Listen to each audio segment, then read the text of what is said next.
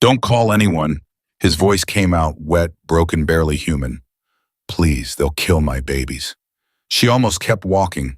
She almost told herself it was nothing a cat the rain, the kind of sound a tired mind makes after an 11-hour shift. But then she turned and she saw him, a man soaked in blood, slumped in the dark, both arms locked around two infant car seats, like letting go meant the end of everything. Emma Collins was a waitress. She had nothing. She had no idea who he was. She had absolutely no idea what she was walking into. If this story already stopped your breath, hit subscribe right now, drop your city in the comments, and don't you dare leave. This one goes all the way. The trash bags were supposed to be the last thing Emma Collins touched before she went home and stopped existing for 8 hours. 11 hours on her feet. 2 espresso machines down at the same time table 6's order wrong, twice a 20-cent tip from a man in a 3-piece suit who'd asked for free refills 4 times. She'd smiled through every second of it because that was the one and she was good at the one. And being good at the tube was the one thing she still had complete control over in a life that had at various points taken everything else. She pushed through the back door of Rosie's Diner with her hip, both garbage bags in hand, rain immediately hitting her face.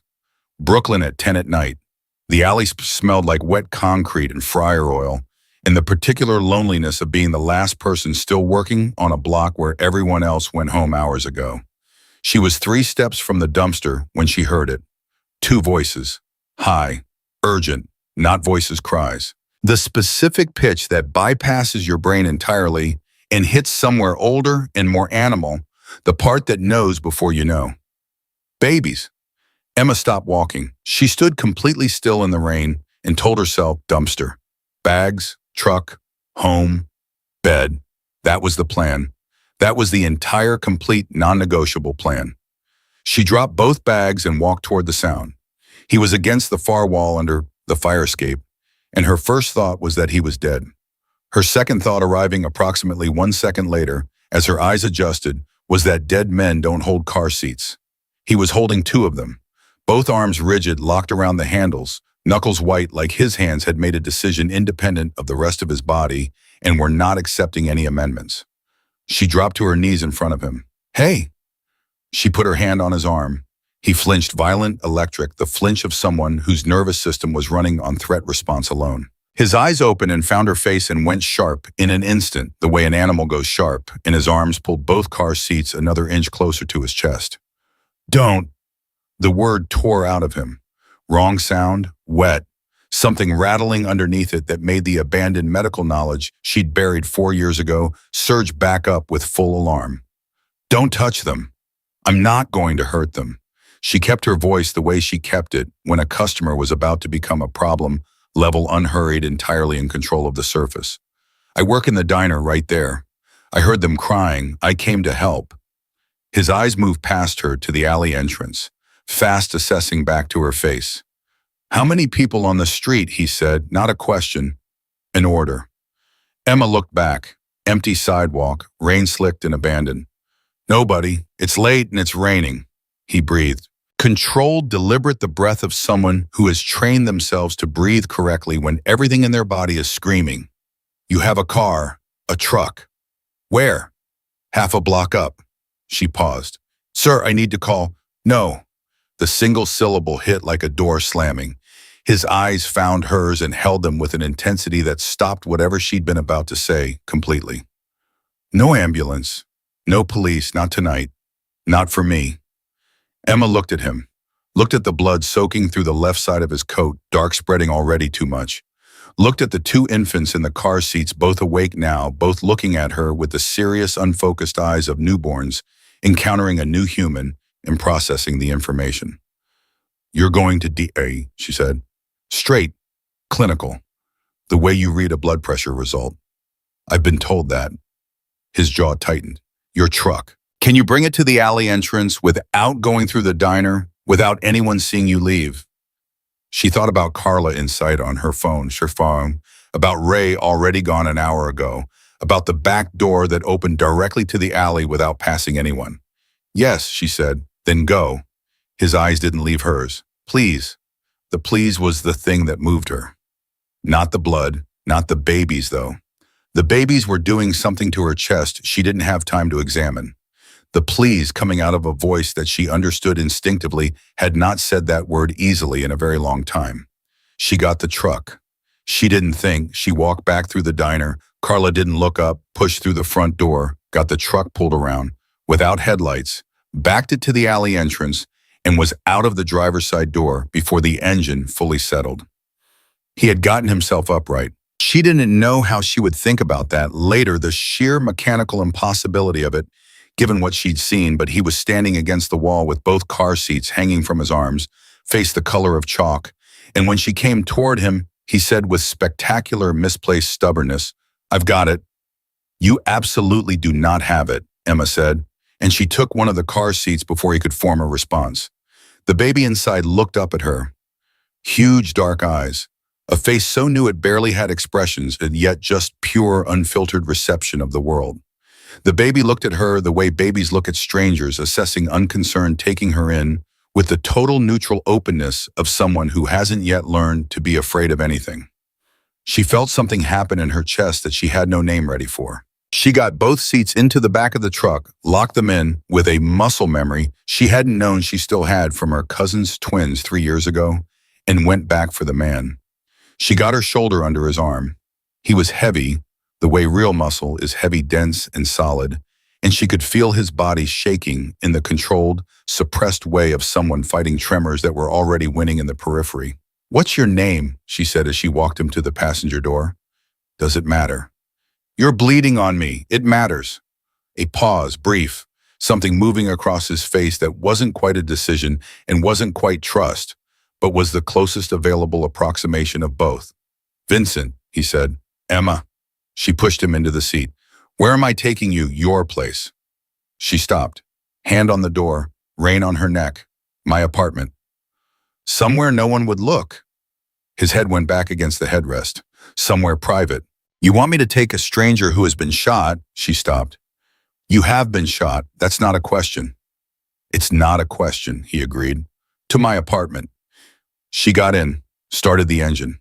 "With 2 babies?" "Yes." She pulled out of the alley and into the street and drove at exactly the speed limit and said without looking at him, "Every question I ask you answer. Every single one, that's the deal." He was quiet long enough that she thought he might refuse, then agreed. "Good." She kept her eyes forward. "Are you going to pass out on me in the next 6 minutes?" "No." "You sound very certain for someone who's lost that much blood." "I'm certain," he said. "I've lost more and stayed conscious." A pause. "Unfortunately." She glanced at him. He was looking straight ahead, jaw set, something in the line of his profile that was exhausted and hard, and underneath both of those things carrying something that had nothing to do with the bullet wounds, something older and heavier that had been there long before tonight. She looked back at the road. 3 blocks from her apartment, one of the babies began to cry. Then the other. 2 voices layered, insistent, filling the truck cab with the kind of sound that requires a response at a biological level, whether you have children or not. "Hey," she said loud enough to be heard over the crying Batiji. "Hey, it's okay. We're almost there. You're okay." The crying continued. She heard Vincent in the passenger seat make a low sound, not a word, just a sound, and both babies went slightly quieter. She watched him do it again, the same low register, the same cadence. She watched the babies respond. She filed that away. The ease of it, the way he knew what they needed at a molecular level, the way parents know things about their specific children that cannot be transferred or explained. She filed it away and thought about what it meant. She got them inside. She got both car seats up 3 flights of stairs. First got the boys settled on her bed, with pillows arranged around the seats, checked them both once with the quick, assessing look she'd learned in the 1.5 years she'd spent in medical school before the world fell apart. Then she went back for Vincent. He made it up the stairs on his own with one hand on the wall. She walked behind him the whole way with both hands slightly raised, ready, not touching him, because he would hate that, but close enough to catch him if he went down. He did not go down. She got him on the couch. She turned on the lamp. She saw him fully for the first time. He was maybe 35. Dark hair swept back, 2 days of beard on a face that was angular and strong-boned, and beneath the gray pallor of blood loss, the kind of face that was used to being read and had learned to give nothing away. His eyes were blue-green. She noticed that the way she noticed everything medical and possibly relevant cataloging, storing, using. Code off, she said. I don't need, if you finish that sentence, I will not be responsible for my reaction. She moved to him. Code off now. His mouth closed. He started working at the coat. She helped when the left sleeve stuck. She could see the dark mass of the wound at his upper arm, and she locked her face into neutral and kept moving because the alternative was to feel it, and she didn't have time to feel it. She got the coat off. She lifted his shirt. 2 wounds, left arm entry wound, swollen angry, left side below the ribs. This one was the one. She looked at it the way she'd looked at case studies in her first year at the images projected on screens in cold lecture halls, at the diagrams she'd studied until 2 in the morning, with coffee going cold beside her back, when the future had been something she was building with both hands. The bullet in your side is still in there, she said. I know. I can't remove it, not here. I know that too. It needs to come out or you'll develop an infection that... How long, he said. She met his eyes. Without removal a day. 48 hours if you're built strong. She looked at his frame. You're built strong. That's enough time, he said. For what? He looked at the bedroom doorway, at the sound of 2 babies breathing in the other room. And then he looked back at her and said, how much did you actually want to know? She sat down in the chair across from him and looked at him steadily and said everything. A long silence. The rain was still going. The city was doing what the city does, utterly indifferent, continuous, unimpressed. Then Vincent Moretti looked at the woman who had pulled him out of an alley on a Tuesday night and decided for the first time in 11 years to tell someone the truth.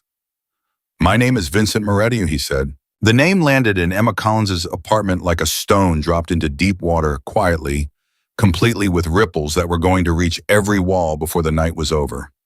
She didn't know the name. She would know it soon. And by the time she understood what it meant, it would already be too late to matter, because by then, she would have already made every choice that counted. She just didn't know that yet. Okay, Vincent Moretti, she said, and she picked up the gauze and got to work. Start from the beginning. Emma saw the headlights first, not because she was looking for them, because she had stood up to get a glass of water and the movement brought her past the window at exactly the wrong moment, or the right one, and her eyes caught the slow, deliberate crawl of a vehicle moving down a residential street at 11 at night in the rain, with the particular kind of patience that had nothing to do with looking for parking. She didn't move. She stood completely still, 2 feet back from the gas and watched the black SUV ease to the end of the block, pause, and turn around. Vincent, her voice came out level. She was proud of that. He heard the tone immediately. His head came up from the couch with the sharp animal alertness of someone whose body had been trained to respond to that exact register of voice. What? Black SUV, no plates, just turned around at the end of the block. He was off the couch in one motion, a sound tearing out of him that he clearly had not planned to make, the bullet wound in his side announcing itself with full authority, and he was at the edge of the window in 3 steps, keeping his body behind the wall, the way someone learns to do from experience rather than instruction. He looked. 1 second. 2. Kill the kitchen light, he said. Mama crossed the kitchen and hit the switch. The apartment dropped into the dimmer glow of the single lamp in the living room. The lamp, too. She clicked it off. Dark now, the only light coming in from the street outside, filtering through the curtains in pale wet strips. She heard Vincent exhale, slow, controlled, thinking. Is it them, she asked, though she already knew the answer in the way you sometimes know things you don't want to. I don't know yet. A pause. But I know what it looks like when someone is quartering a neighborhood. That's what that is. Quartering. Driving a grid, block by block. When you know your target is in an area but you don't have the exact address. He pulled back fully from the window. They're not sure. If they were sure, they'd have come through the door already. Emma sat down on the floor in the dark, not because she was giving up, because her legs made the decision before she did, and because the floor was where the babies were still in their car seats, both asleep now, with the profound, unconscious trust of infants who had no way of knowing that the world they had been born into had followed them here. She put one hand lightly on the edge of Marco's seat, just to feel it. How did they find the neighborhood this fast? She asked. Vincent sat back down on the couch and she could hear the controlled breath he used to manage the pain of it. Someone saw something, or I left more of a trail than I meant to. A beat. The alley. I was there longer than I planned. If anyone... He stopped. Carla, Emma said. Who? The other waitress. She was inside when I came back through. I told her I forgot something in my car. Emma thought about it. She didn't follow me out. She didn't see anything. You're sure? Carla barely looks up from her phone. I'm sure. The SUV came back, slower this time. Emma didn't go to the window, but she saw the headlight glow move across the ceiling of her apartment, tracking the vehicle's progress down the block, and she held herself very still until it passed. Vincent spoke in the dark. You should know something. I feel like you're about to tell me something I really don't want to hear. Probably. He didn't apologize for that. Donato Ricci is not someone who sends one car. If that's his people out there, there are at least 2 more vehicles in the surrounding blocks. He works in threes. Always has. Emma closed her eyes for exactly 1 second. Of course he does. I'm telling you because you need to understand what we're dealing with. Not to frighten you. I'm already frightened, she said. That's fine. Being frightened is fine. What did you do to him, Ricci? What happened? The silence that followed was the kind that has weight to it.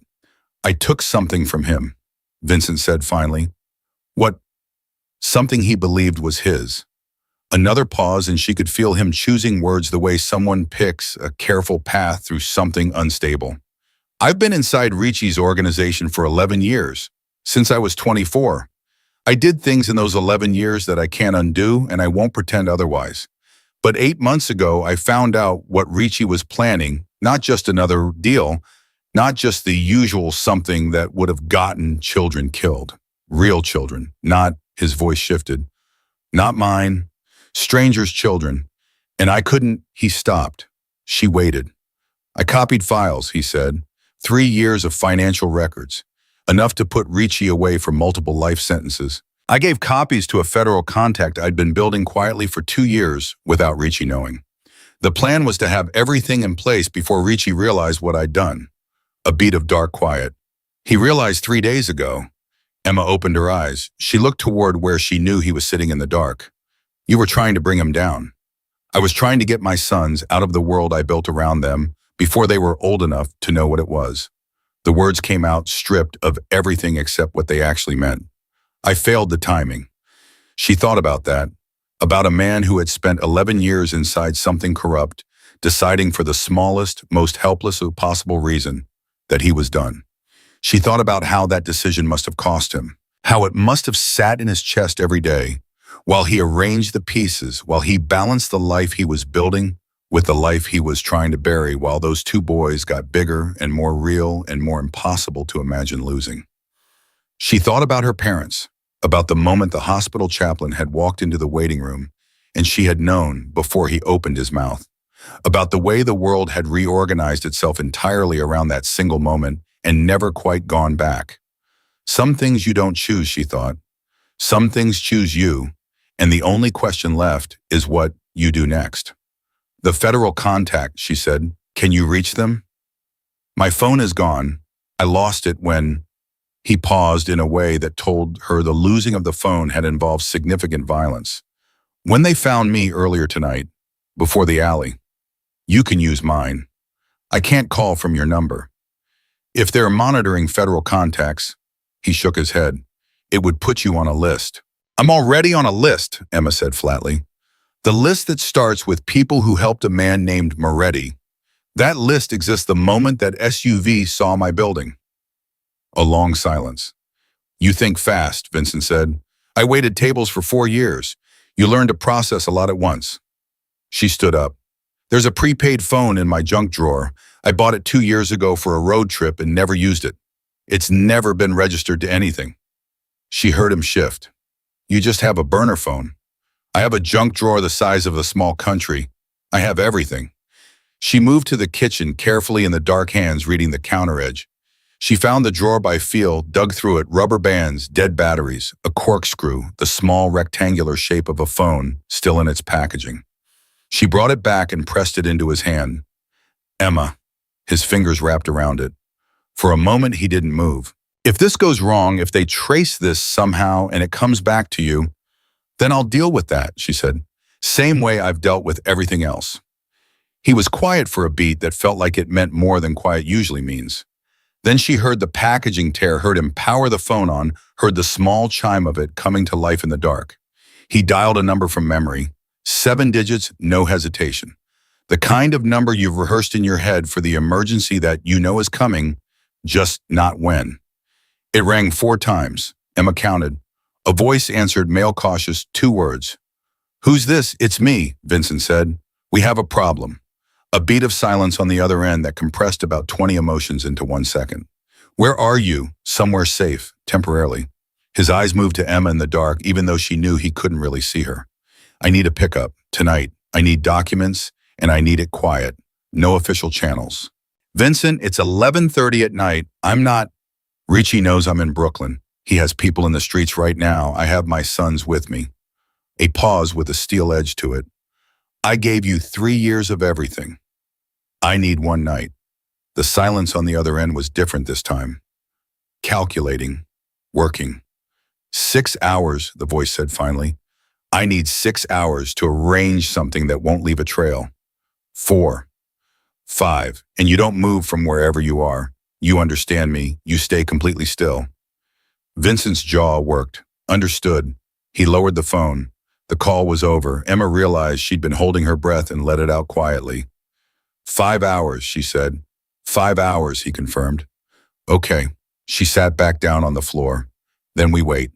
The next 2 hours were the strangest of Emma Collins's life, which was a list that had some strong competition on it. They sat in the dark and they talked because silence felt more dangerous than sound.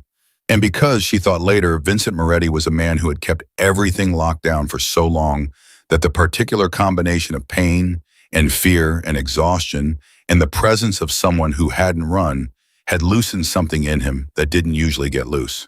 He told her about Marco and Luca's mother. Her name had been Sophia.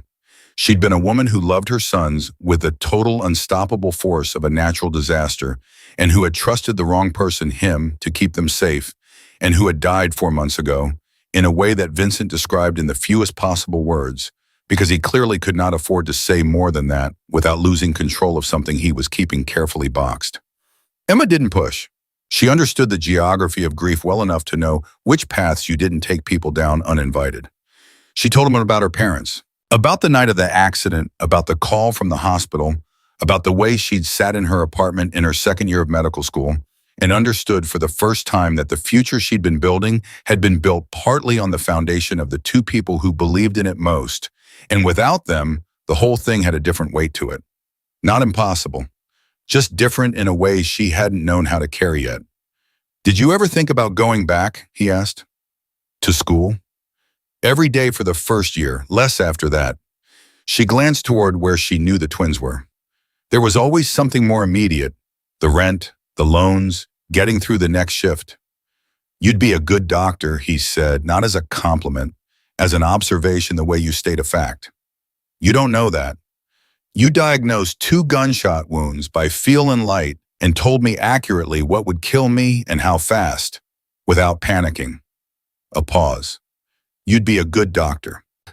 Emma didn't answer. Something in her chest did something she didn't entirely know what to do with. One of the babies, Luca, woke up at 1:30, not crying, just awake, making the small conversational sounds that infants make when they are processing the universe. Emma picked him up without thinking about it, held him against her shoulder, walked the small orbit of the dark kitchen the way she'd seen exhausted parents walk 1,000 times. He grabbed a fistful of her hair and held on with the absolute confidence of someone who had decided she was trustworthy. Vincent watched her from the couch and said nothing for a long time. Then he said, he doesn't do that with people he doesn't trust. Luca, he's more careful than Marco, always has been, even at 2 months old. He has this thing where he studies you first. Emma looked down at the top of Luca's head. Sounds like someone else in this room. A short sound from the couch. Not quite a laugh, but close. The closest thing to one she'd heard from him, and the surprise of it that something that dark and contained could make a sound like that caught her off guard in a way she didn't show. At 2 in the morning, the SUV came back. This time it stopped. Emma was standing at the edge of the bedroom doorway, and she saw the headlights go still against the curtain, not moving, just sitting there at the curb 2 floors below. She went very still. Luca was still in her arms. "Vincent," she said very quietly. He was already up, already at the wall beside the window. She didn't know how he'd moved that fast with his injuries, and she decided not to think about what it had cost him. She watched his face in the dim light that came in from outside. He was looking down at the street, his expression absolutely unreadable in the way that wasn't coldness, it was something trained, something learned over years of making calculations while other people panicked. "2 men got out," he said. "They're looking at the building entrance." Emma's arms tightened around Luca without her deciding to. "The back door," she said in a low voice. "My building has a back exit into the alley that connects to the next block. Different street." Vincent's eyes moved to her. "You know this building well." "I've lived here 3 years. I know every exit." She moved to the bed, set Luca gently back in his seat with the practiced economy of someone working on instinct, checked Marco beside him. Both boys settled, both quiet. "If they come up the front stairs, how long do we have?" "Depends on what they know. If they're not sure of the apartment number," he paused. "Maybe 4 minutes before they start knocking doors. 2 minutes before someone opens the wrong door and door makes noise. Then we go now, before they commit to the building." She was already moving. She picked up both car seats in one motion, grunting at the weight, and turned to face him. "Can you walk fast?" He crossed the room and took one of the car seats from her. "I can walk fast." "Back stairwell, end of the hall, goes down to the service door." She moved to the apartment door, listened, opened it a crack. The hallway was empty. "Come on!"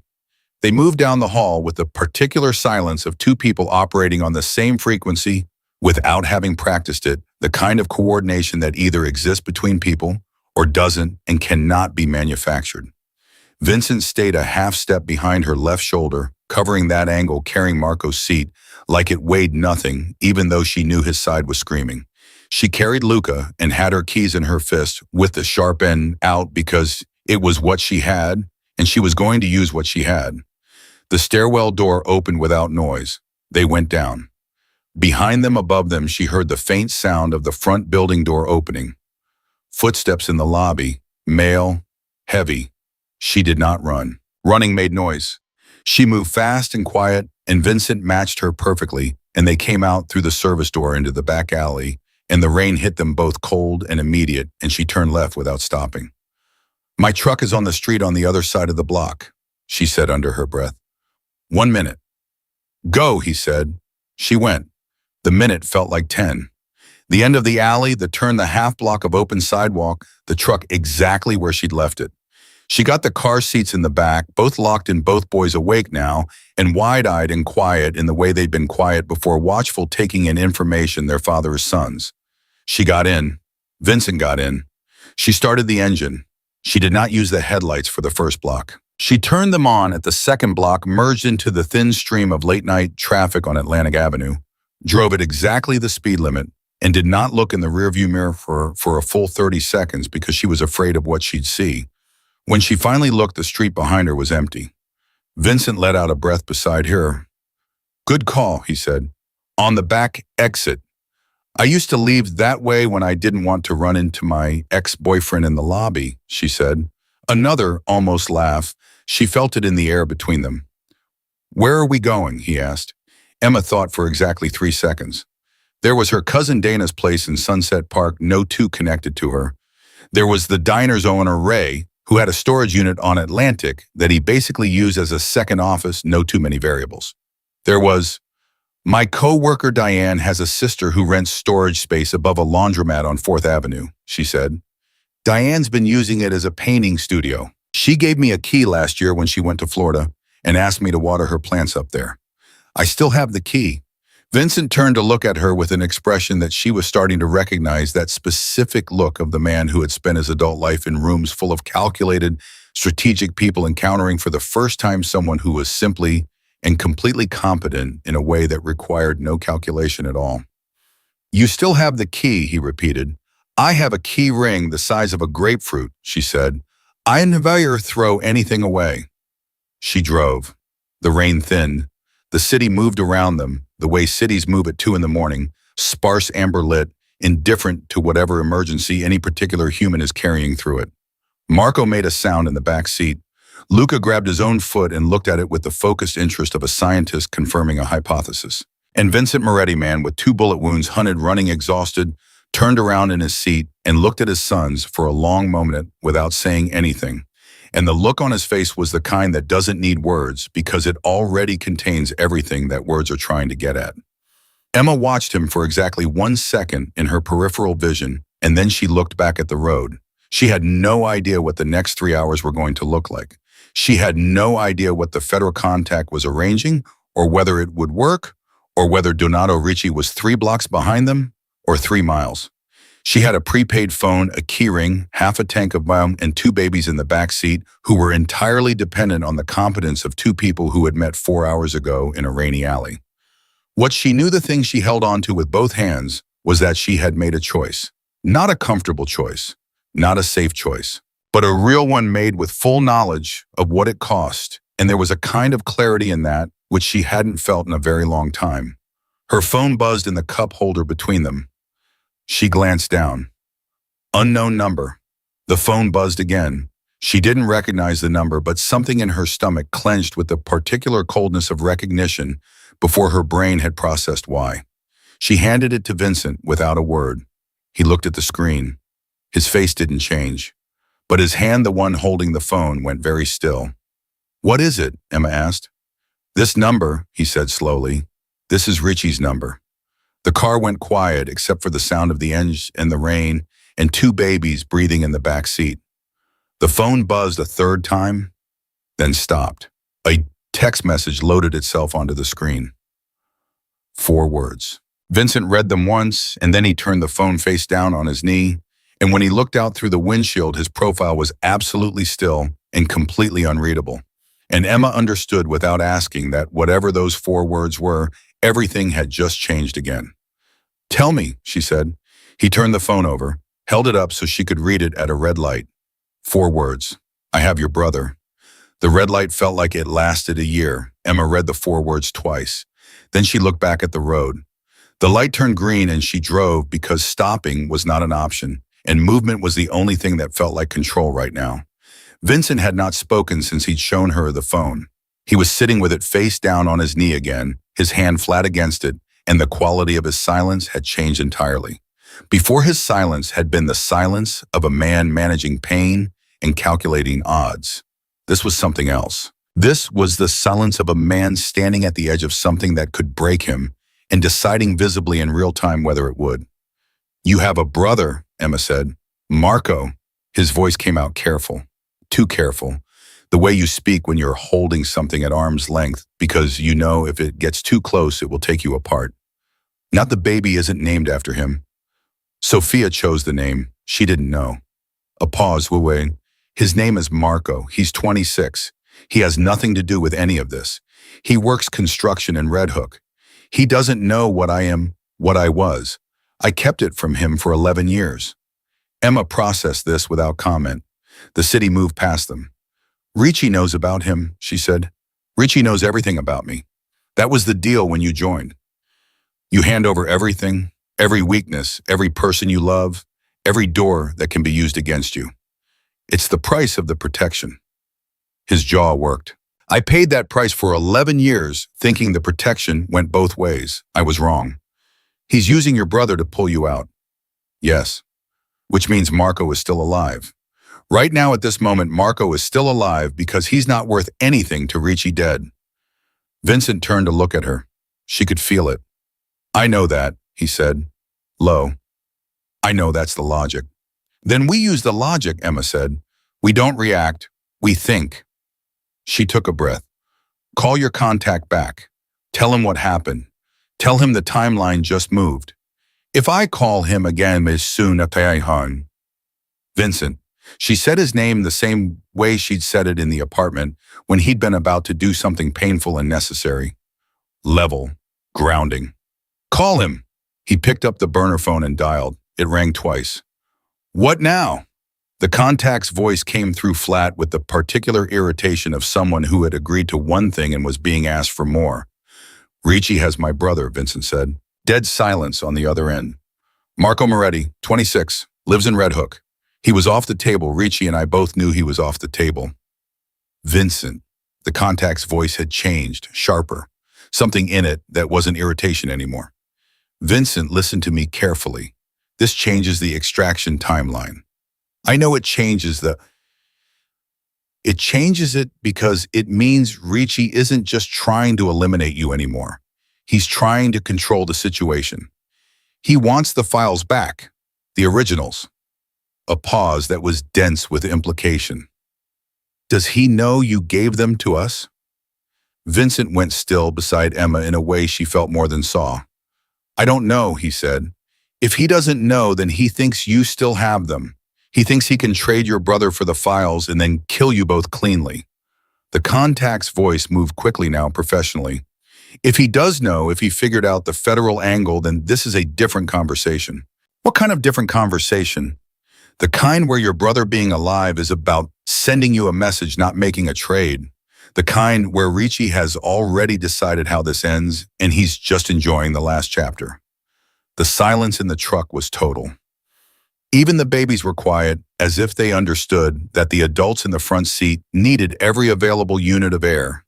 Emma took the next turn without being asked and pulled into a parking structure on 3rd Avenue top level empty, at this hour where the rain made noise on the concrete roof and the orange glow of the structure's lighting made everything look like the inside of a photograph taken a long time ago. She stopped the truck and left the engine running. Vincent spoke into the phone. I need you to find out which one it is. I'm working on it, the contact said. I'm working on a lot of things at 2 in the morning. Give me 90 minutes. I don't have 90 minutes, Vincent. A beat. Stay off the streets, don't respond to Ricci, and do not go to Red Hook. The call ended. Vincent sat with the dead phone in his hand, and Emma let the silence be what it was for exactly 30 seconds before she said, You want to go to Red Hook? He's my brother. I know. He's 26 years old, and he has no idea why anyone would want him, and he must be... The word that came out next was not English. Italian, she thought. Short and sharp and full of something that didn't need translation. Then he stopped visibly and rebuilt the wall that had cracked for exactly 1 moment, and when he turned to her again, his face was controlled. But she'd seen it. She'd seen the crack. And she filed it away not as weakness, but as the opposite, as the thing in him that was still human under everything that had been built on top of it.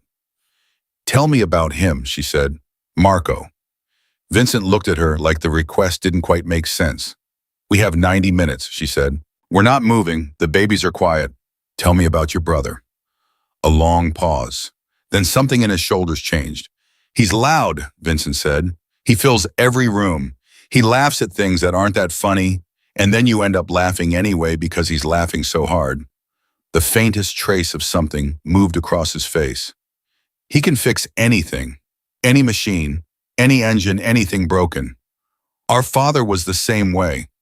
Marco got that. He stopped. Something else, Emma supplied. Something else, he agreed. His voice had shifted into something quieter and more honest. I used to tell myself I was protecting him, keeping him away from everything I was involved in. As long as he didn't know he was safe. I told myself that for 11 years. You weren't wrong, Emma said. You were wrong about one thing. You thought keeping him ignorant was the same as keeping him out of it. It's not. But the instinct was right. The outcome is the same. The outcome isn't finished yet. He looked at her with that expression again. The one she'd started to recognize, that particular combination of being disarmed and trying not to show it. She was getting better at reading him. She wasn't sure when that had happened exactly. Somewhere between the first and second time she'd had to convince him to let her help, she had apparently started speaking his language, and neither of them had formally acknowledged it. From the back seat, Luca made a sound, not a cry, a question, the vocal equivalent of the small rising noise that meant he was aware of the tension in the vehicle and was checking in on it in the only way available to a 2-month-old. Emma turned around and offered him her finger. He grabbed it. She felt the grip small, determined, total, and she took a slow breath. 90 minutes, she said again. Not to Vincent, to herself. 40 of those minutes passed in the way that high-stakes waiting passes in fragments. Vincent spoke to his brother's phone 3 times and got nothing. No voicemail, no answer, no proof of life in either direction. Emma fed both babies from the formula she'd grabbed almost by accident on the way out of the apartment, her hands on autopilot, and watched Vincent sit with his phone and his bullet wounds and his barely contained terror for his brother, and she thought about what the contact had said. If Ricci knew about the federal angle, this was already over in Ricci's mind. He was just completing the last chapter. Which meant the last chapter needed to be written differently. Vincent, she said. He looked up. The files, the copies you gave your contact. Are there any copies he doesn't have? Anything you kept separately? He was quiet for a half-second too long. Vincent, there's a drive, he said. A second drive. I made 2 copies. The contact has 1. The other one, he shifted his weight, and the slight change in his breathing told her the movement had cost him. It's in a safety deposit box at a bank on Columbia Street. Under a name Ricci doesn't know, a name I haven't used since before I ever met Ricci. Emma stared at him. That is either your best insurance policy or the thing that gets you killed. I know. If Ricci knows about the federal angle, he's going to assume you have insurance. He's going to assume there's a second copy. She thought fast. Which means your brother isn't a trade offer.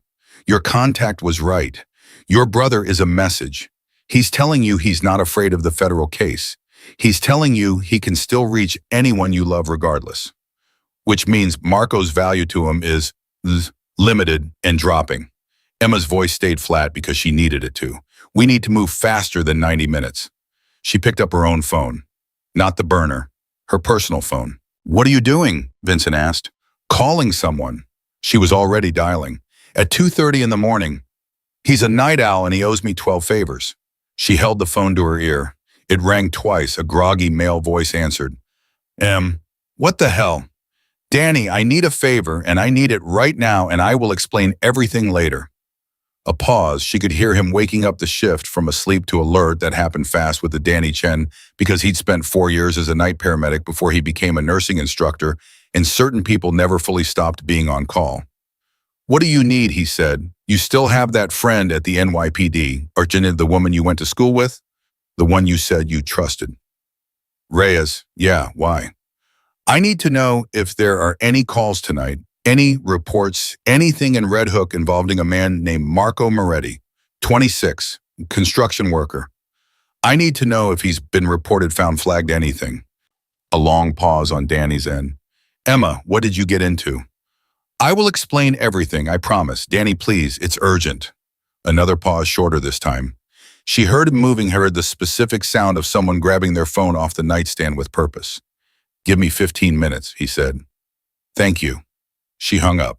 Vincent was watching her with an expression she couldn't immediately classify. It wasn't the bewilderment from before.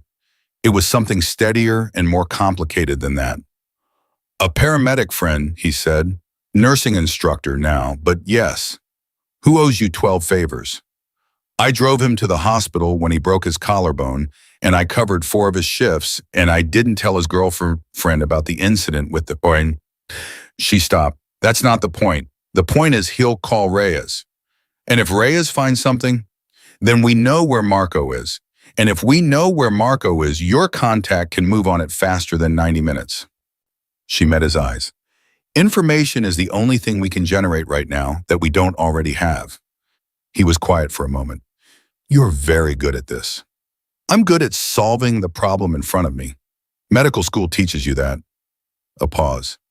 Even a year and a half of it. Marco stirred in the back seat and made the beginning shape of a complaint.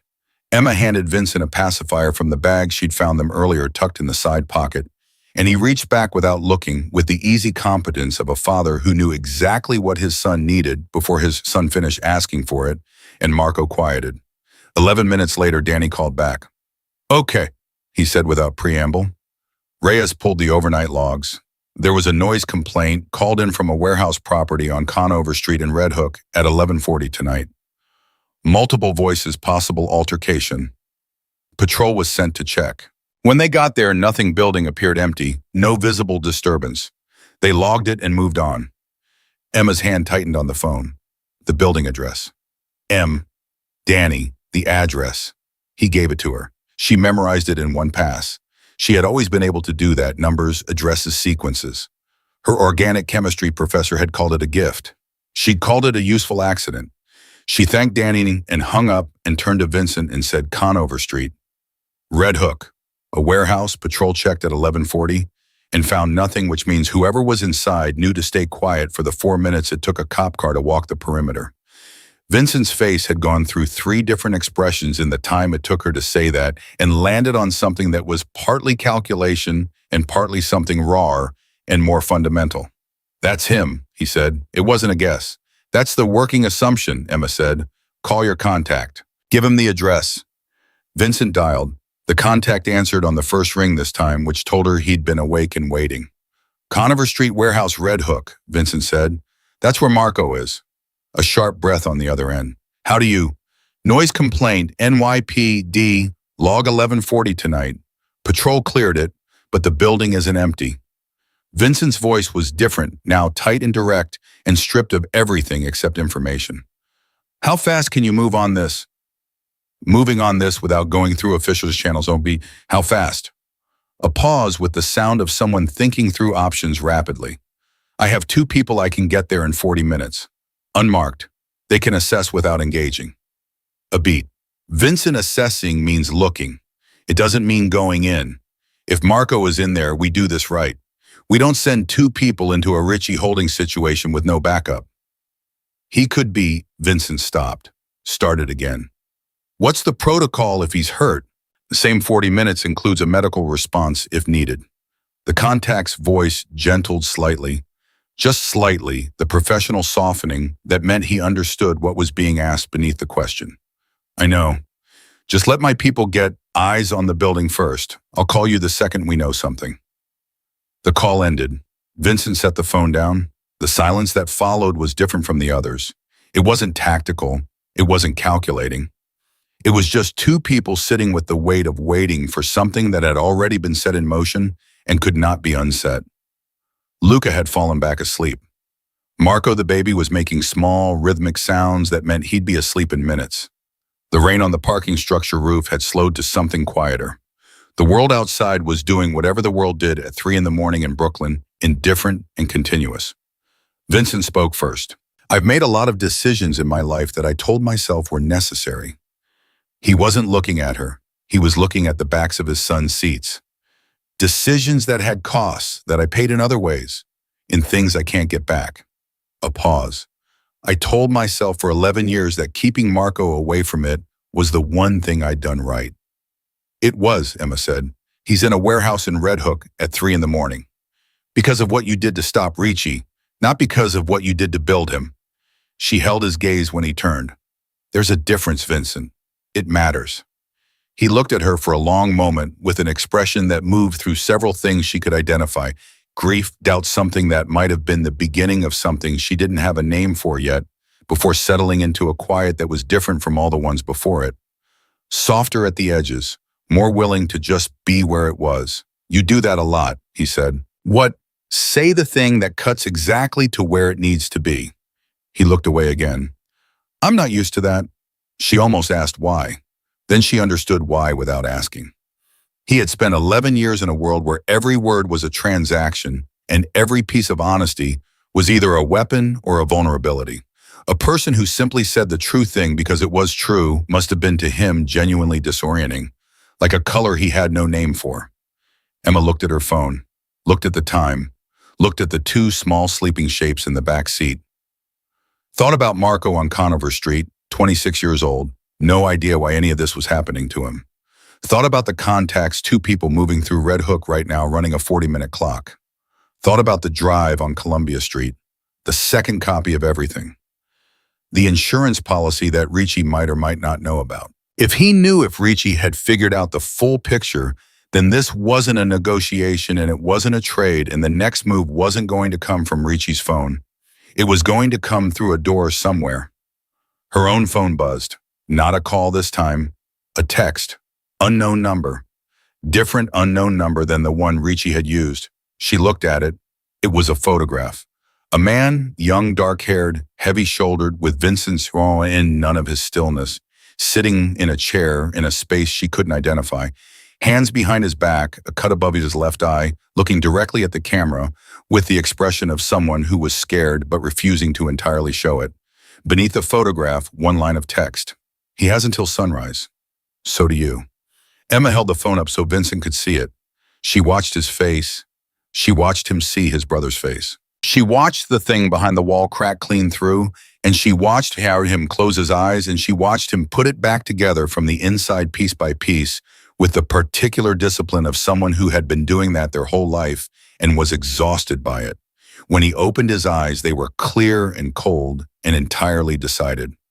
I need to go to Columbia Street, he said. Emma stared at him. The safety deposit box. Yes. Vincent, your contact said, my contact is running 40-minute timelines and correct protocols, and all of that is right, and none of it is going to matter if Ricci doesn't get what he actually wants. He turned to face her fully. The files. If I give Ricci the drive, the physical drive, the second copy, he might believe he's contained the situation. It buys time. It keeps Marco alive past sunrise. Or Ricci takes the drive and kills you both anyway because you already gave the first copy to a federal contact and he knows it. Maybe. He didn't flinch from that. But it's the only card I have left to play before the sun comes up. And without it, he looked at the photograph one more time. Without it, I have nothing to offer him, and my brother runs out of value. Emma sat with this for exactly the length of time she needed to. Then she started the truck. Columbia Street, she said. You don't have to or stop.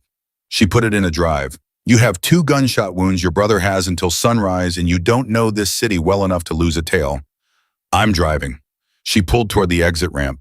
And on the way, you're going to tell me everything about that safety deposit box. Every detail. Because if we're walking into a bank at 3 in the morning, I want to know exactly what we're walking out with. Vincent looked at her for one more second with that expression she still didn't have a complete word for. Then he faced forward. Drive, he said. She drove. And neither of them saw the second car that pulled out of a space 2 levels below them and followed them into the street without its headlights on. She noticed the car at the second traffic light. Not because she was paranoid, because she was a waitress who had spent 4 years reading rooms, reading which table was about to complain, which customer was lying about their order, which couple was 3 minutes from an argument. And that same peripheral awareness had been running quietly in the background all night, cataloging everything. And what it was cataloging right now was a pair of headlights that had appeared in her rearview mirror at exactly the same moment she'd pulled out of the parking structure and had maintained exactly the same distance through 2 turns. She didn't say anything immediately. She made a third turn unnecessary, a full right that took them briefly away from Columbia Street, and watched the mirror. The headlights turned with her. We have a tail, she said. Vincent was already looking at the side mirror. How long? Since the parking structure, at least. How far back? 3 car lengths, consistent, never closer, never further. She kept her voice even. Professional. Vincent's hand moved to the door handle, not to open it, just the instinct, the body preparing for options. Don't speed up, he said. Don't change anything. They're not moving on us yet, or they'd have closed the gap. Why aren't they moving? Because they want to know where we're going. His voice had the flat, cold clarity she'd come to understand meant he'd moved entirely out of feeling and into function. They don't know about the safety deposit box. If they did, they'd have already called it in. They're following us to find out.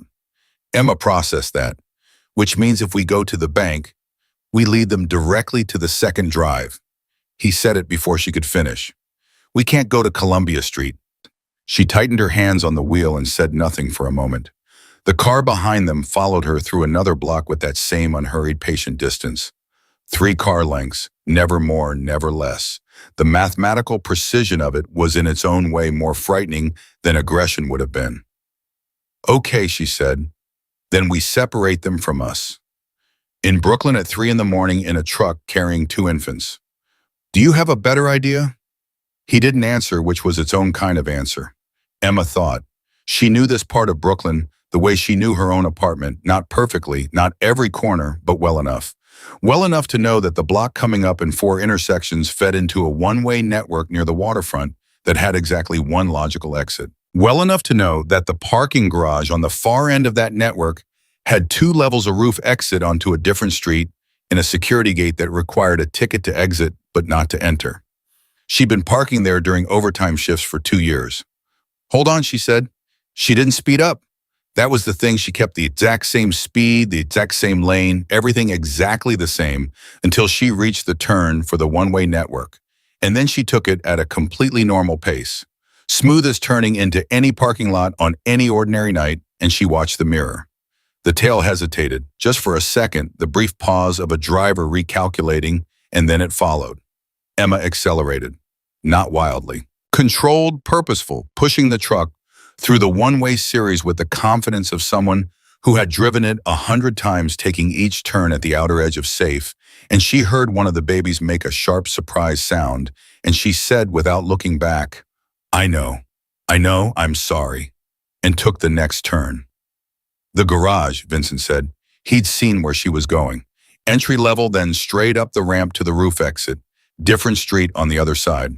She could feel the gap between them and the tail growing. The other car didn't know the route was having to process each turn fresh. Once we're on the other side, we're out of their sight line for long enough to change direction completely. They'll radio ahead. To who? They don't know where we're going. We don't know where we're going. She swung into the garage entrance, took the ticket, automatically drove up. That's actually an advantage. Vincent looked at her with something close to disbelief. You're enjoying this? I absolutely am not. A pause. Maybe slightly. The roof exit opened onto a street running parallel, and 2 blocks north of where they'd entered. Emma turned north immediately, then west, then north again, varying the pattern, giving the tail no logic to predict. After 4 minutes and no headlights in the mirror, she pulled into a loading zone behind a closed restaurant and cut the engine. Silence. Both of them watching the mirror. Nothing came. Marco the baby had gone from startled back to drowsy with the speed of the very young who process shock and then release it with an efficiency adults entirely lose. Luca was already asleep again. The back seat smelled like formula and baby warmth and something inexplicably peaceful that felt completely surreal given the context. We lost them, Emma said. For now. Vincent exhaled. They'll regroup. They'll call in our plates.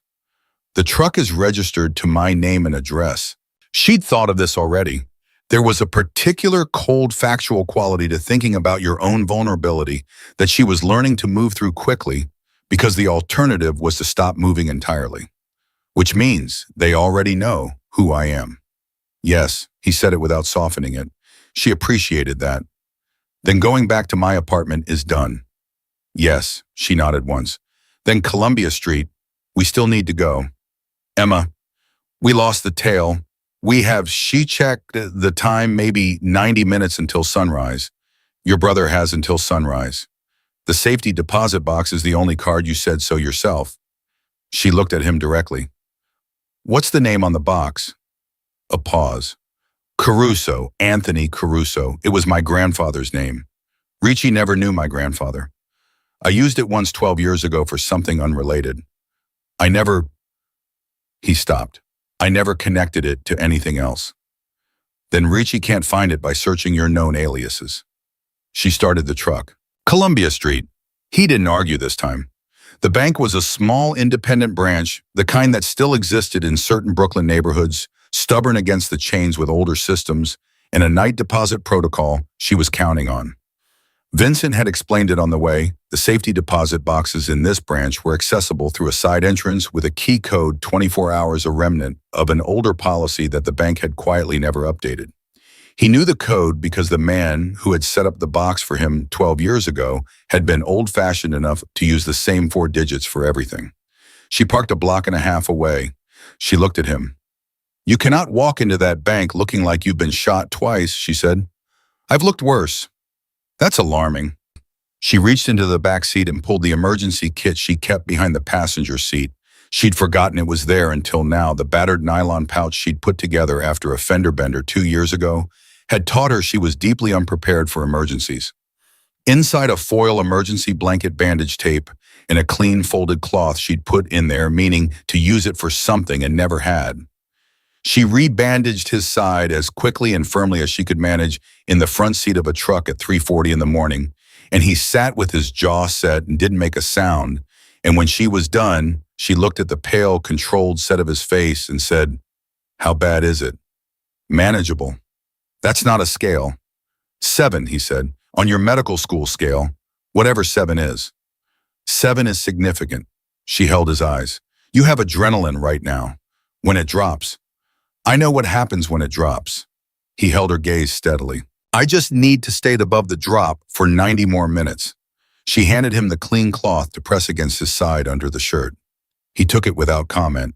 She looked at her watch, looked at the building on the corner. "I'll come with you," she said. "You should stay with the boys. The boys are asleep and the truck is locked, and you need someone to catch you if your blood pressure decides the next 90 minutes is the right time to make a statement." She was already getting out.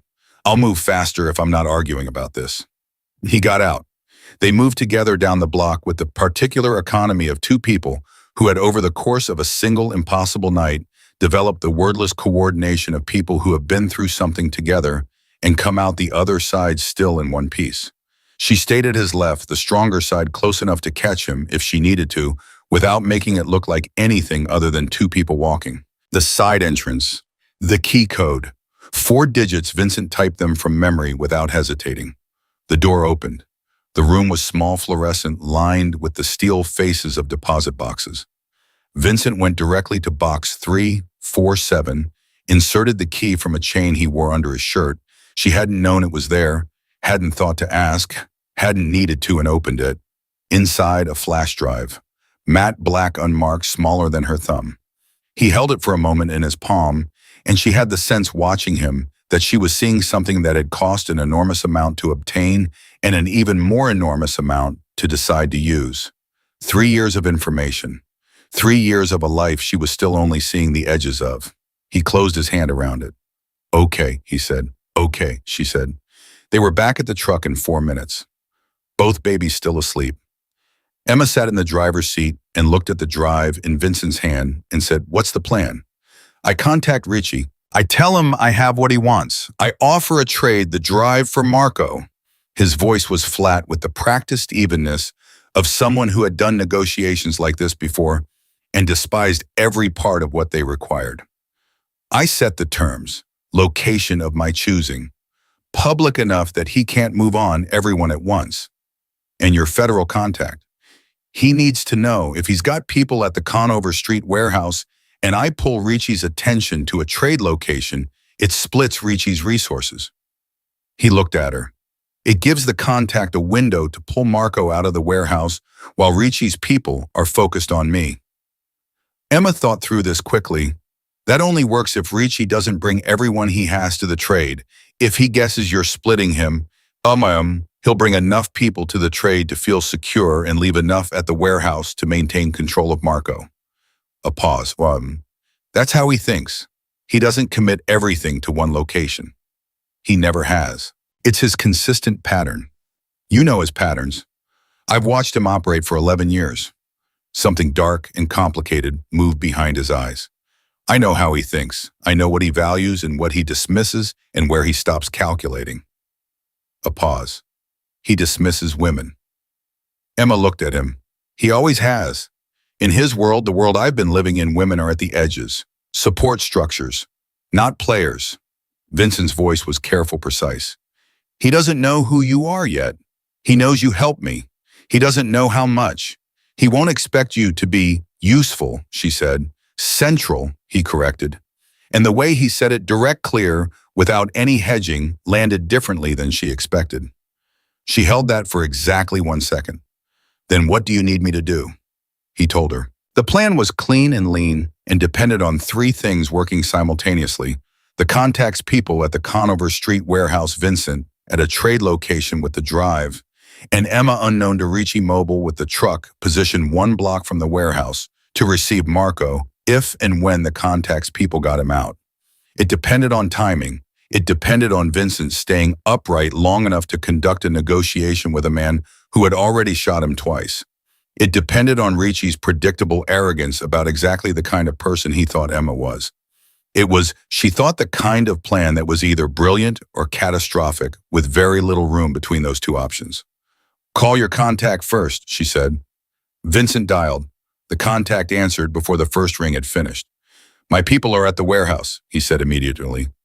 Two vehicles positioned east and west.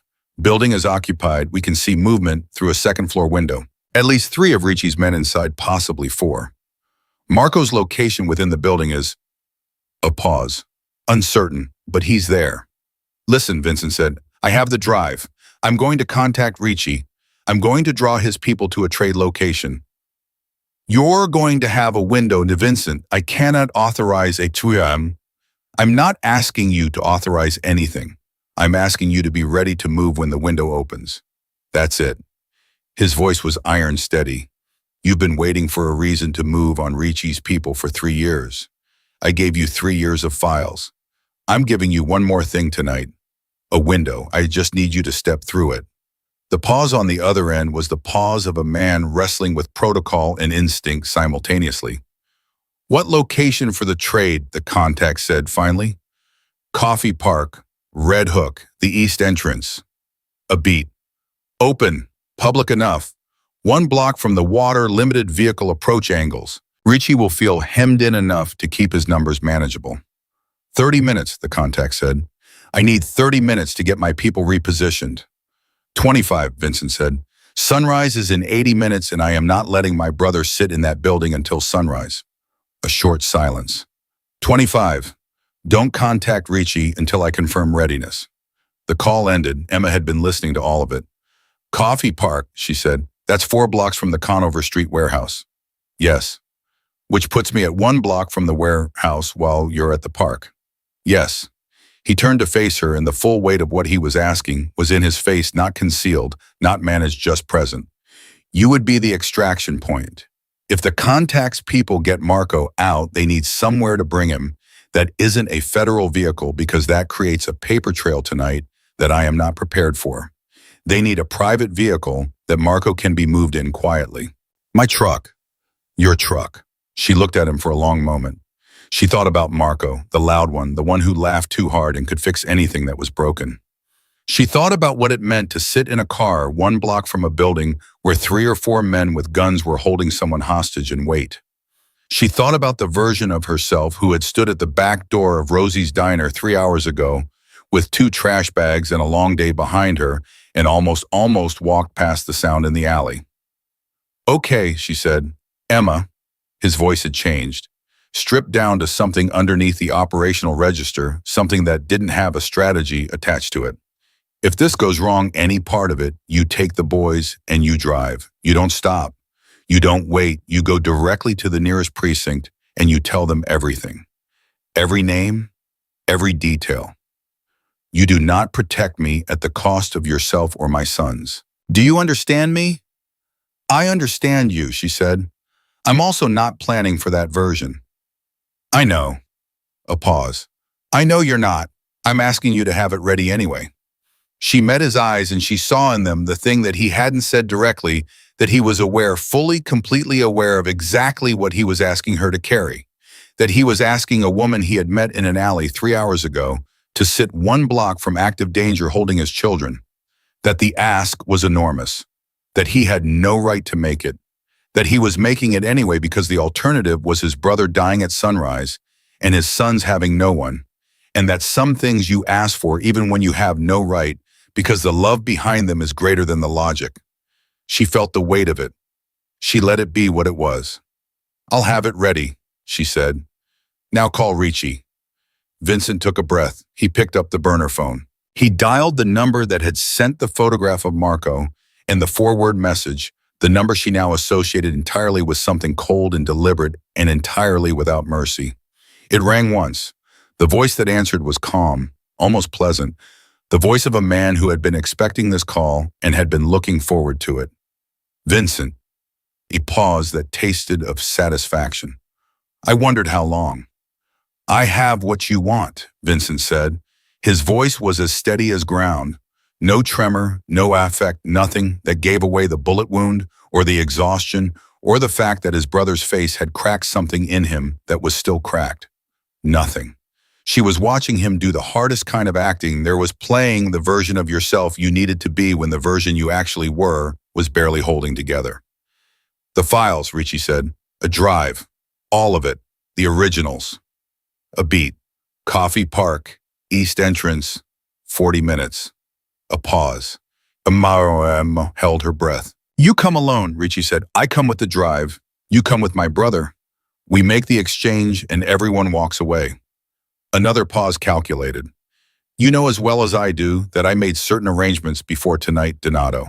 Arrangements that stay in place unless I personally cancel them. You kill me, those arrangements activate. A beat. So yes, everyone walks away. She could hear Ricci thinking. The specific silence of a man who had been in the same business long enough to know when someone had played a move correctly. 40 minutes, Ricci said, alone. The call ended.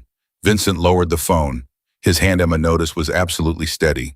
The hand of someone who had been through worse and had learned somewhere along the way that the body could be ordered to hold the line even when the mind was screaming. He turned to her, and in the moment before he put the operational mask back in place, she saw everything: the fear for his brother, the cost of the call, the awareness of exactly how close all of this was to the edge, and then it was gone, contained, managed, and he was looking at her with clear eyes and a set jaw.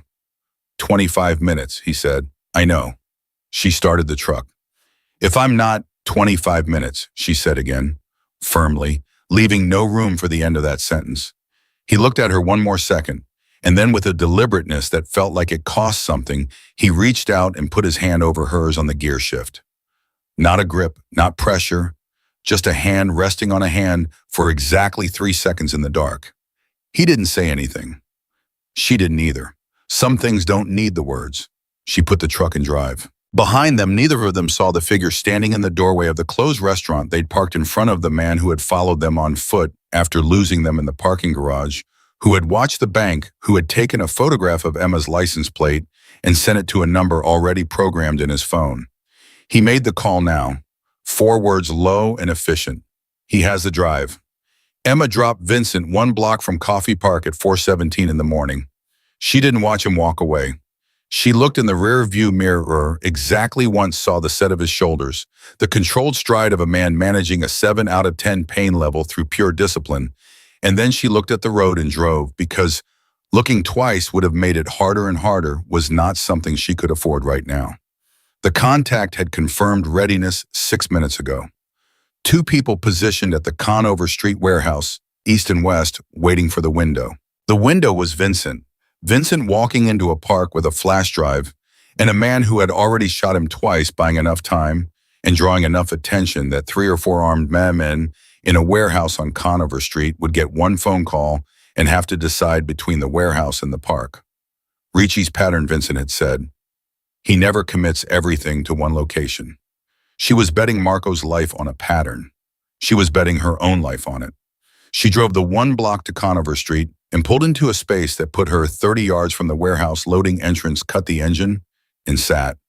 The burner phone was in her hand. The contact's number was the last dialed. Her thumb was on the call button. She looked at the babies in the back seat, both asleep.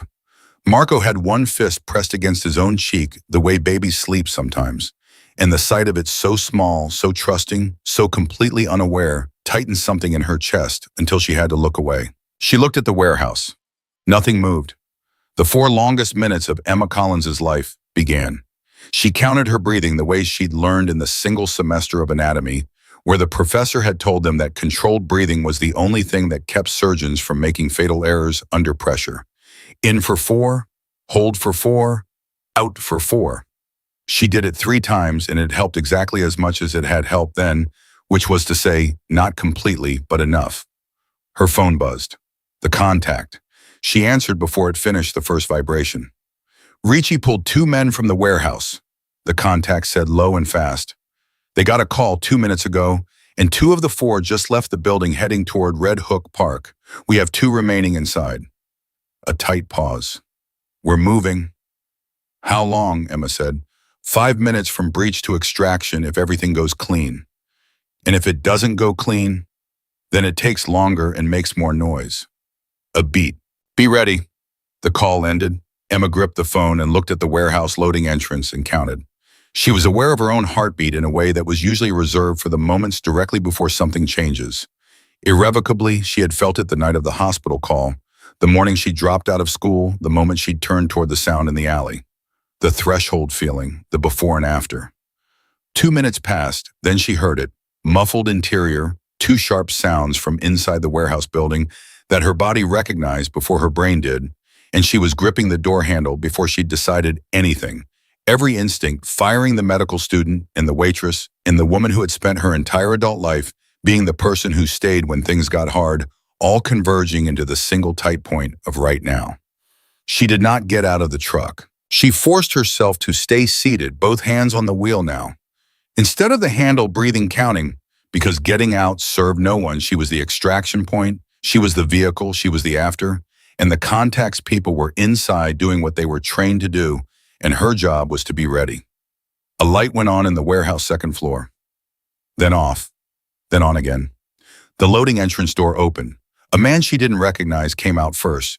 Dark jacket, moving fast, looking left and right, with the practiced efficiency of someone in the contacts profession. Behind him, supported by a second man, was a figure that even from 30 yards away, she recognized from the photograph.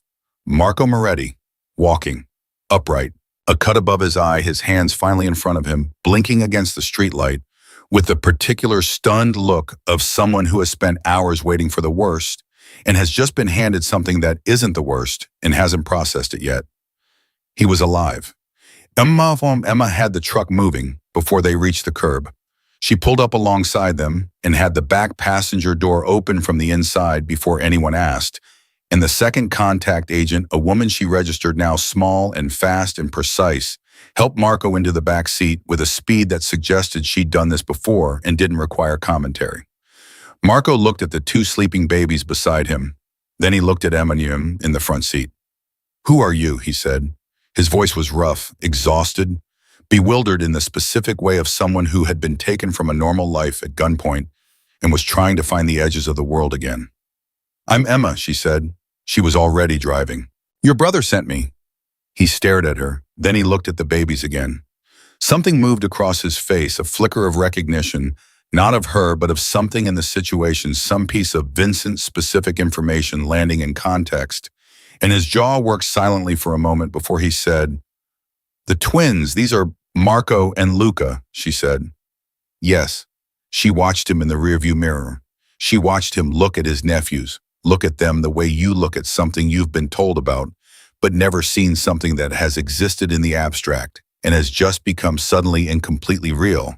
And she watched the thing that happened in his face when one of the boys stirred at the sound of voices and opened his dark eyes and looked directly at his uncle for the first time. Marco made a sound she recognized. She had made the same sound herself 4 hours ago in a rainy alley holding a car seat for the first time. The sound of something opening that didn't know it had been closed. "Is Vin?" He stopped, started again. "Where is my brother?" "Coffee Park," Emma said. Her voice stayed level. "He's trading the drive for you. He didn't know the contact was going to pull you out. He set up the trade to buy time." She made a left and checked the mirror. "He thinks you're still in the warehouse." "You need to call him," Marco said immediately. "You need to tell him the trade is off." "I know." She already had the burner phone in her hand. "I know." She dialed. It rang once, twice, 3 times, no answer. Her jaw tightened. "He's already in the exchange," she said. "Can your contact—" "They have 2 people coming off the warehouse extraction and 2 at the park." She thought fast. "They're not positioned to—" The burner phone buzzed. Not a call.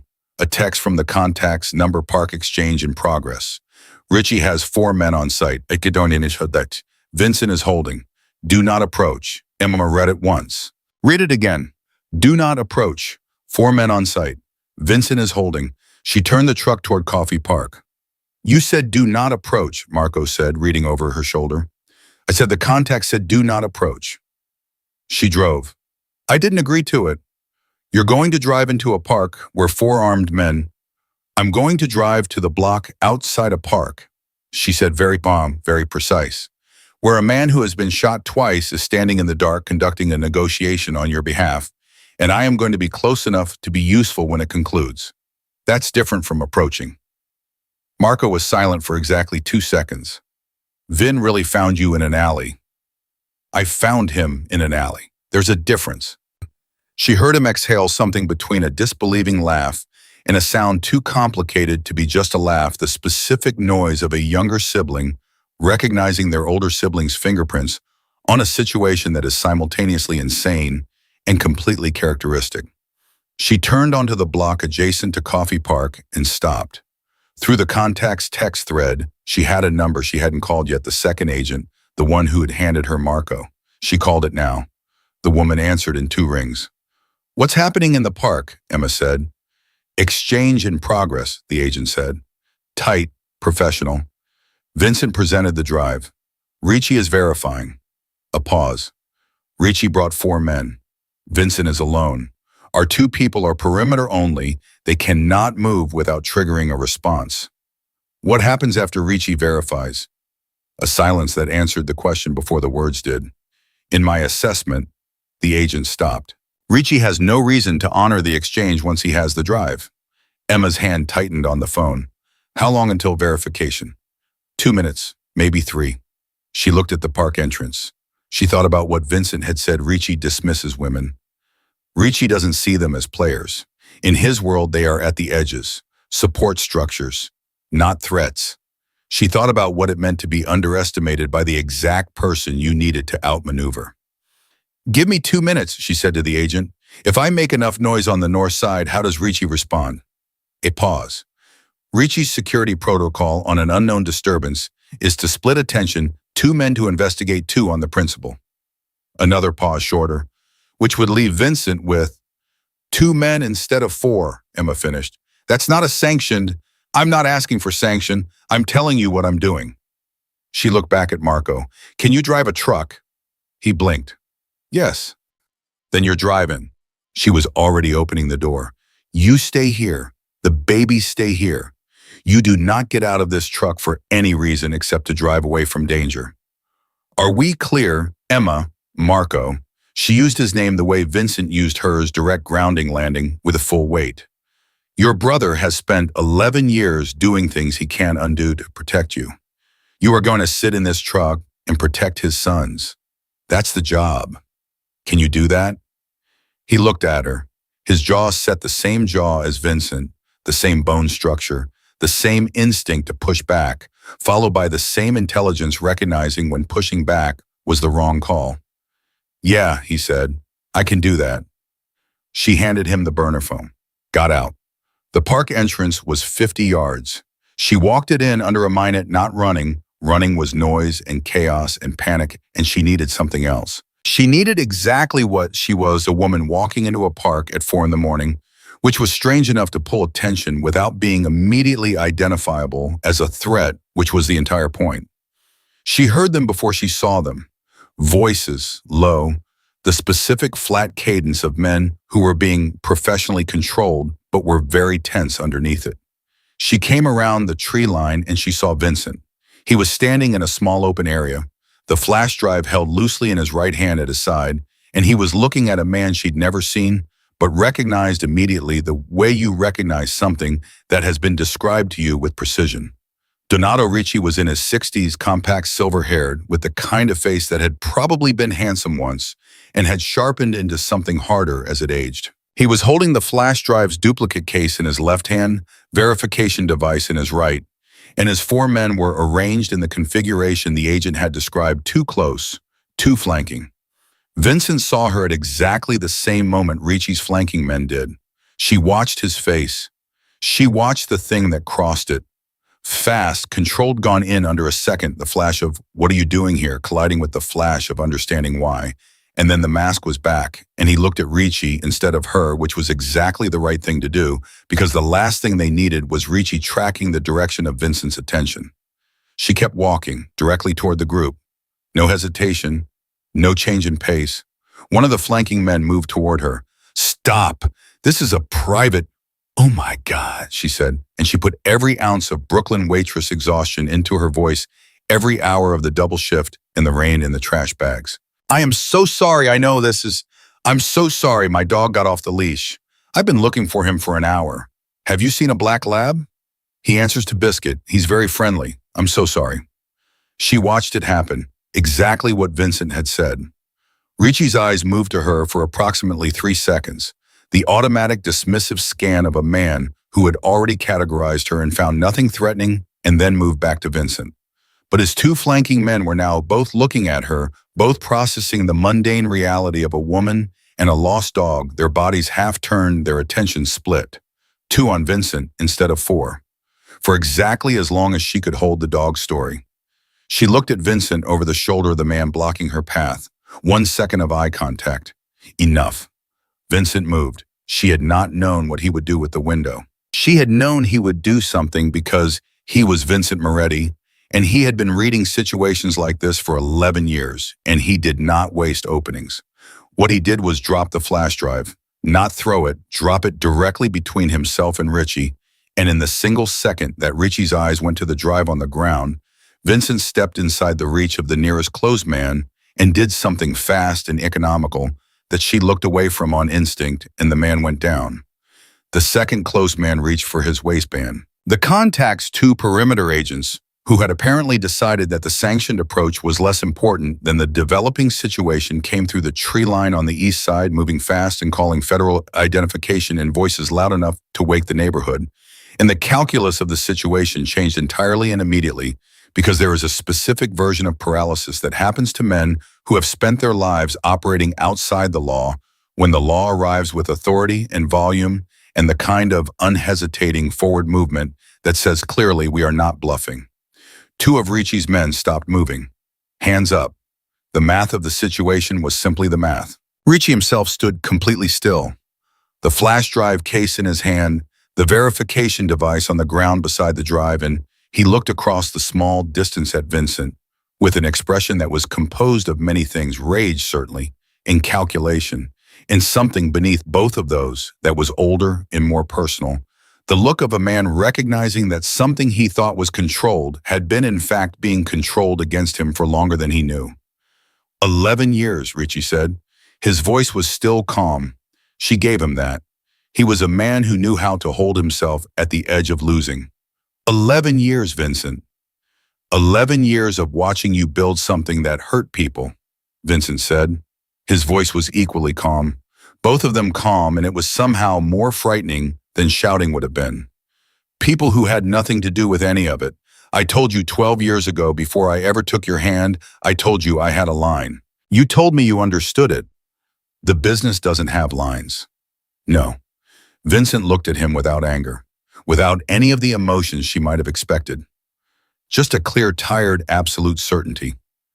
Which is why I drew one. The contact's agents had moved into position around the remaining men. One of them, the woman from the warehouse, had Richie by the arm, now not roughly but without the possibility of movement, and she was speaking the specific, careful language of federal protocol in his ear, and Richie was listening with the expression of a man doing the math on how many lawyers he needed and in what order. Then Richie turned his head and he found Emma. He looked at her with the full deliberate attention he denied her 30 seconds ago. She watched him recalibrate, watched him revise the dismissal, rebuild the threat, assessment, arrive at a new conclusion that was significantly more irritated than his original one. Who is she, he said, not to her, to Vincent. The question of a man who wants to understand how a variable he overlooked, it became the variable that mattered. She's the reason everyone's still alive, Vincent said. Richie held her eyes for one more second. Then he let himself be walked away by the federal agent, and he did not look back because whatever else he was, Donato Richie was not a man who looked back once the hand was played. Emma stood in the park and let out a breath that seemed to have been in her chest for approximately 4 hours. The female agent appeared at her shoulder. That was not what I meant when I said do not approach, she said. The tone was firm. It was also, she thought, somewhere in it, not entirely displeased. You said do not approach, Emma said. I approached the entrance, the north side, which is not technically, don't. The agent shook her head, a short involuntary sound. Just don't. Vincent was across the grass and she moved toward him, and she could see from here that the adrenaline was starting its exit because the set of his shoulders was different, still controlled, but the particular tight precision of the past 4 hours was loosening at the edges, and she knew from the medical knowledge that had never quite left her exactly what that meant for the wound in his side. She reached him and said without preamble, "You need a hospital." "I know." He looked at her. His eyes were clear. More clear, she thought, than they had been all night. Something had cleared out of them, the layer of constant calculation, the weight of the permanent readiness. "Is he?" "Marco is in the truck," she said. "He's fine. 2 of your contact's people got him out while you were at the park. He has a cut above his eye, and he is approximately as confused as it's possible for a person to be, but he is fine." Something happened in Vincent's face. Not dramatic. Not the breakdown she might have expected. Just a quiet, complete release, like a fist unclenching after a very long time, the slow expansion of something that had been held tight for hours, and underneath it, something that was just relief in its plainest form, the kind that has no performance in it. He pressed his hand against his side. She moved in automatically and took his weight on her shoulder, and they walked without discussion toward the park entrance, toward the truck, toward whatever came next. Marco was out of the truck when they reached it. She had specifically told him not to get out of the truck. He was standing next to it with both hands on the roof, and when Vincent came around the front of the vehicle and they saw each other, Marco made a sound, and in 3 steps, he had his arms around his brother with the total unguarded force of someone who had spent several hours in a room believing he might never do exactly this, and Vincent, who had held himself upright through 2 bullet wounds in a federal operation, in a negotiation with the man who had ordered his life destroyed, closed his eyes and held on. Emma turned away. She went around to the other side of the truck and stood with her back to them, and she looked at the sky, which was doing the thing that Brooklyn skies do in the very early morning, going from black to that particular deep blue that isn't dawn yet, but isn't night anymore either, the color that belongs entirely to the hour between. And she thought about her parents and about medical school, and about 4 years of double shifts and trash bags and the particular smallness of a life that has forgotten it was supposed to be larger. She heard Marco say behind her, "Who is she, Vin?" His voice was rough and unsteady and fierce, with something she recognized as the specific way people asked about things that matter. Vincent's answer came after a pause that had some weight to it. "She's the reason we're all here," he said, quietly, precisely, not as a line, as a fact. She heard Marco exhale. "She told me you found her in an alley."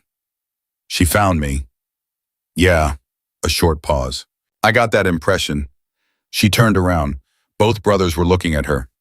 Marco's face was open and direct, a face without defenses. She thought the face of someone who had never built them, because he'd never had the life that required them.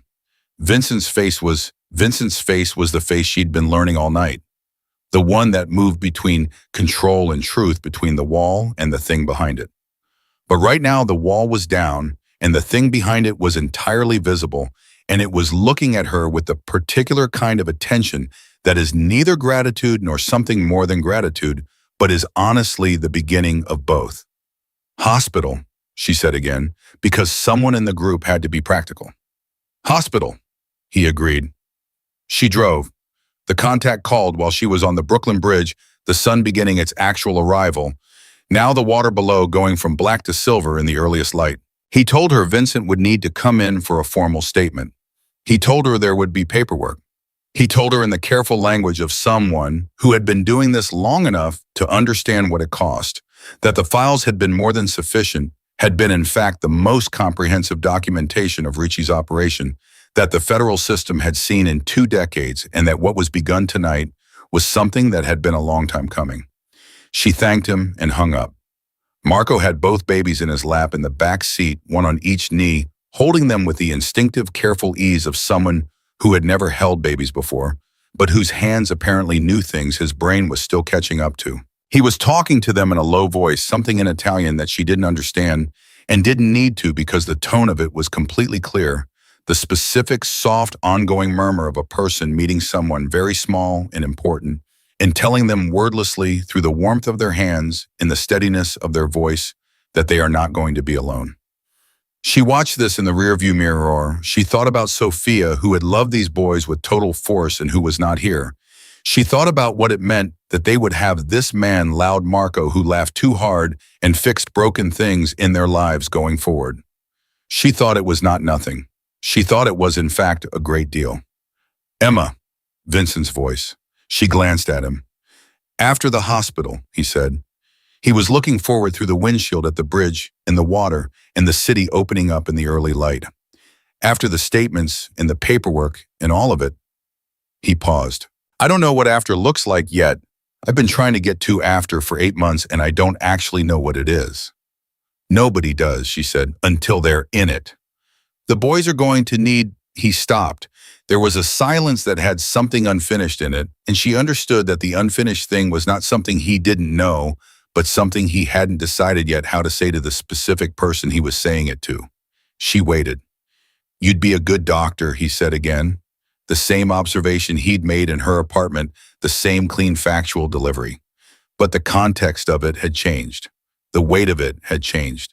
Because this time they were on the other side of something, and he knew who she was and she knew who he was in all the ways that mattered.